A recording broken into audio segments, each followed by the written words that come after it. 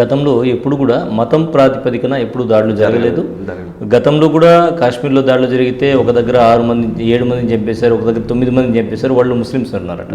So ఇప్పుడు జరిగినటువంటి ఈ దాడిలో మతం పేరు చెప్పి పర్టికులర్గా చంపడము, సో దీన్ని పర్టికులర్గా మతం అంటూ హైలైట్ చేయడం అనేది నేను ఇక్కడ ప్రశ్నిస్తున్నాను. క్లియర్గా చెప్తున్నారు కొంతమంది ఉన్మాదులు, మీరు అన్నట్టు మత విధ్వంసాలు రెచ్చగొట్టాలని, జాతి సమైక్యతను దెబ్బతీయాలని అనుకున్న కొంతమంది పాకిస్తానీ తీవ్రవాదులైన ముస్లిమ్స్ మీరు హిందువులా అని అడిగి మరీ జాడి చేశారు. సరే, ఇది దేశభక్తికి సంబంధించిన విషయం, పేట్రియాటిక్ రీజన్.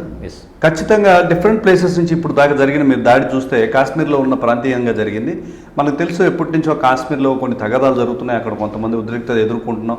అటువంటిప్పుడు ఏదైనా సంఘటనలు జరిగినాయి అనుకోవచ్చు. దేశం నలుమూల నుంచి చాలామంది పర్యాటకులు ఉన్నప్పుడు మిషన్ గన్స్తో కొంతమంది ముస్లిమ్స్, పాకిస్తాన్ ముస్లిమ్స్ వచ్చి మీరు హిందువులా ముస్లిమ్సా అని అడిగి దాడి చేస్తే ఈ దాడి ఖచ్చితంగా స్ప్రెడ్ అవుతుంది.